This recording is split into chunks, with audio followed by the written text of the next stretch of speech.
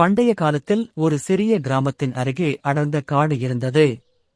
அந்தக் காட்டின் நடுவே தலையில் ஜடாமுடியும் உடலில் சாம்பல் பூசியும் கண்களில் கருணை ஒளியுடனும் ஒரு மகரிஷி தவம் செய்து கொண்டிருந்தார்.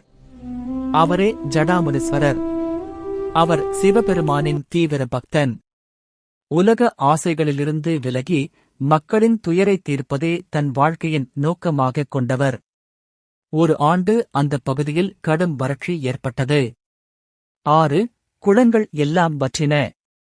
மக்கள் உணவும் நீரும் இன்றி தவித்தனர். அரசனும் பல யாகங்கள் செய்தான், ஆனால் மழை பெய்யவில்லை. இறுதியில் மக்கள் ஜடாமுனீஸ்வரரிடம் வந்து, சாமியே, எங்களை காப்பாற்றுங்கள் என்று கதறினர். முனிவர் கண்களை திறந்து, இது இயற்கையின் கோபம் அல்ல, மனிதர்களின் பேராசையின் விளைவு. மரங்களை வெட்டியதால், நிலத்தை பாழாக்கியதால் இந்த துன்பம் வந்துள்ளது என்றார். பின்னர் அவர் சிவனை மனதில் நினைத்து கடும் தவத்தில் அமர்ந்தார்.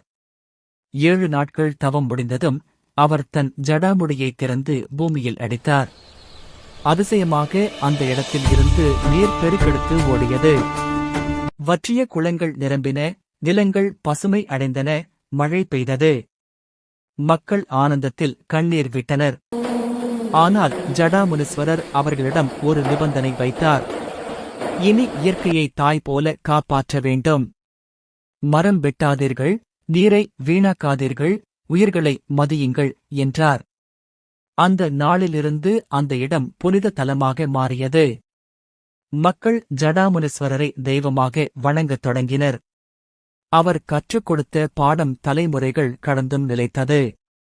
இன்றும் ஜடாமுனீஸ்வரர் பெயர் சொல்லப்படும் இடங்களில் நம்பிக்கையுடன் வேண்டுபவர்களுக்கு துன்பம் தீரும் என்பது மக்களின் உறுதியான நம்பிக்கை. இந்த காணொளி பிடித்திருந்தால் லைக் செய்து சேனலை சப்ஸ்கிரைப் செய்யவும். நன்றி.